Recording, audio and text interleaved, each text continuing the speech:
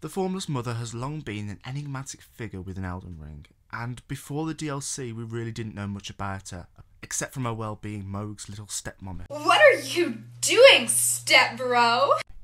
But the DLC actually shines a lot of light on her, and we learn a lot about who she actually is and her past, along with her vital role in the betrayal we hear so much about from Miquella, the quote-unquote kind. And we're going to be delving into all of that and a lot more in today's video. Turns out a really small percentage of the people watching these videos are actually subscribed.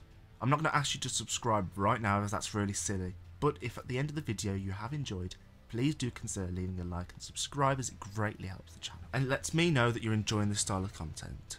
Without any further dilly-daddling, sit back, relax, grab some succulent, juicy, tender and sensational prawns if you want. Hell, if it tickles your fancy, you could even go stab a spear up an eldritch god's red velvet cake starfish and enjoy as we delve into the Formless Mother, aka the Mother of Truth.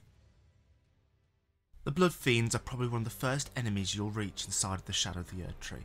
Just up the side of the gravesite plains, you'll find this little encampment where they are lying around being lazy bastards, chewing on each other's meat.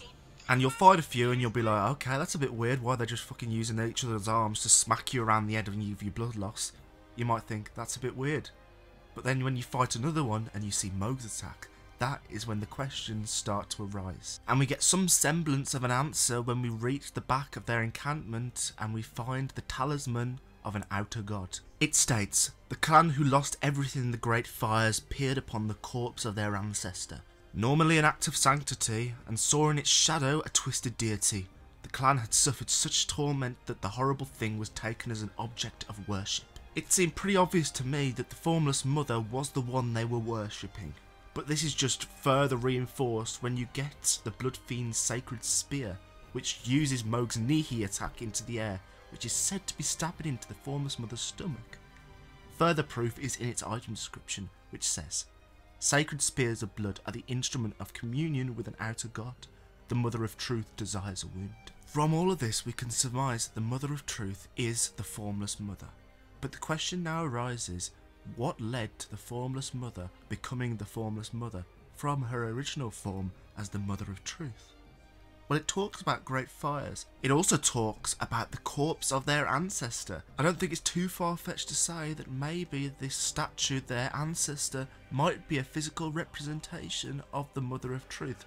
Just like how the Scarlet Rot outer god has the whole giant scorpion bastard as its physical representation.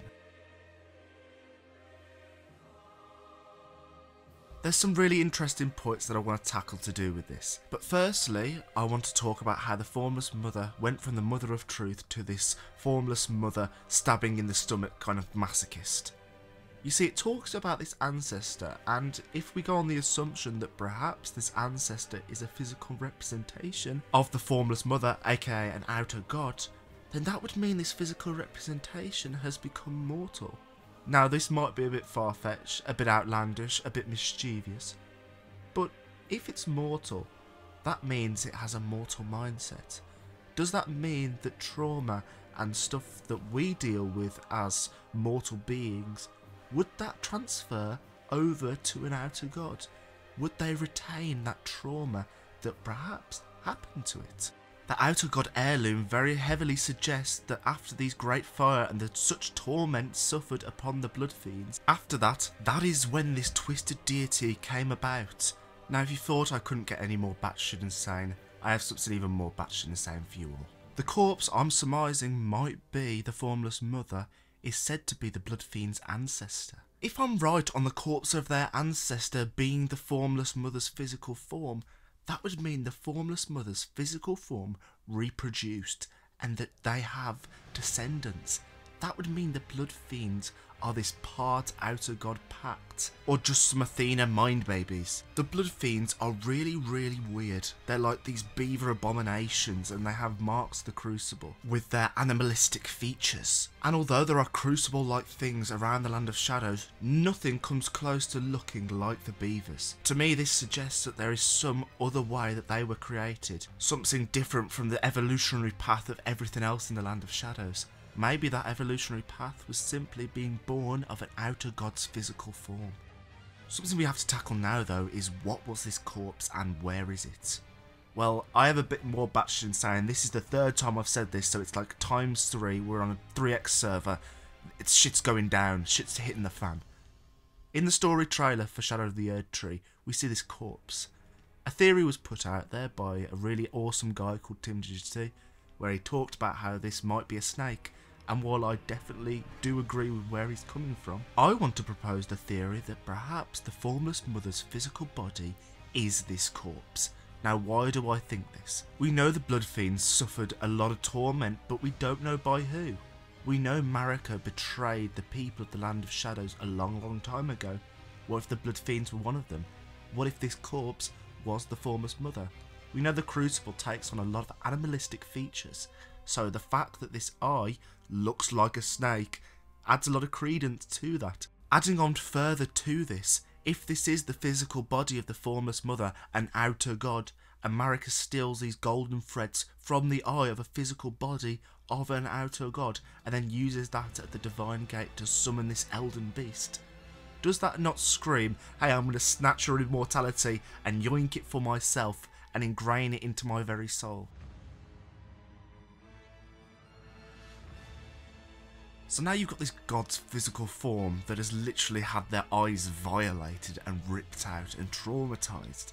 That energy is going to go back to this Formless Mother's actual outer god form, and yet the corpse stays a corpse and stays as an object of sanctity.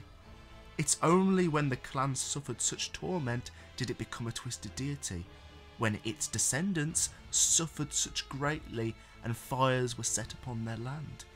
Now why were fires set upon their land? Well, the Blood Fiends seem to have some connection to the Crucible, and we know in the Crusade of Messmer, everything that was of the Crucible was set aflame in Messmer's flame. It seems after these flames, after this torment, that is when the Mother of Truth became the Formless Mother. Something I find really interesting as well is the Formless Mother part.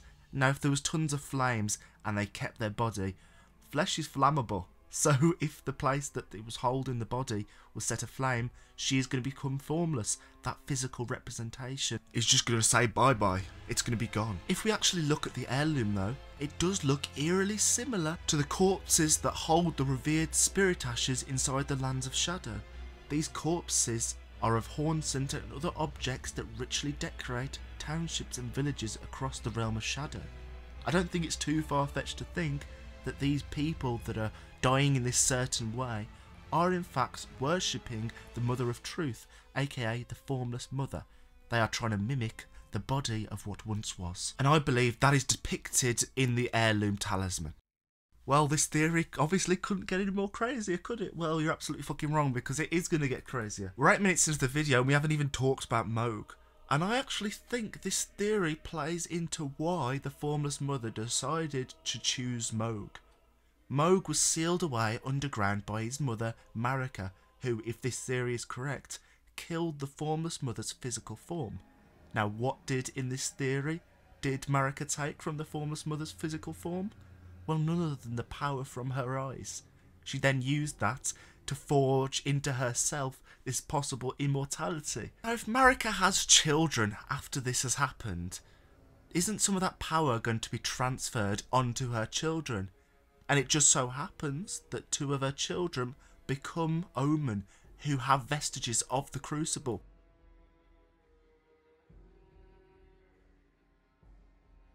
The Crucible being something very common in the Land of Shadows and possibly something associated with the Formless Mother. Then the Formless Mother, when Mohg is in this despaired state, seems to beckon Mohg forward, and Mohg quote unquote stands before her. And that is when the Formless Mother takes her hold over Mohg. Now what I find interesting about this is I think this is less malicious than you might think. If you look at it like this, Marika took a part of the Formless Mother's physical body, put it into herself, so that means these Omen children are part Formless Mother, and perhaps this Formless Mother, who does share compassion and kindness for mortals, perhaps she sees Mohg as one of her own, a child of an outer god.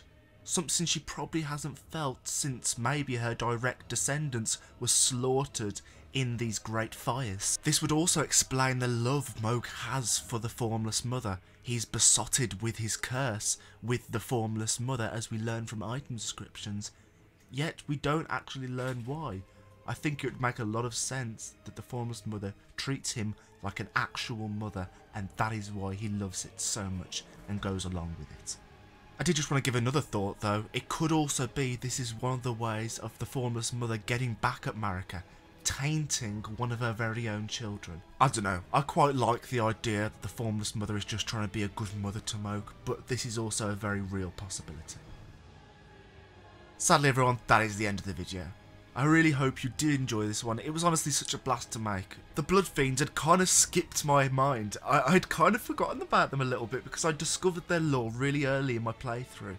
But it was as I was making 2 uploads, because the last upload and this upload were actually made at the same time, because as of the 27th I'm going on holiday, so this video is coming out at the end of my holiday. So yeah, I was thinking of a second video to make, and then I was like, oh fucking hell, the Blood Fiends, and well, here we are. I'm not going to ramble anymore, as that seems to get a bit old when it comes to these intros. So, please, don't you dare go hollow, and may you find your worth in the waking world. Goodbye everyone.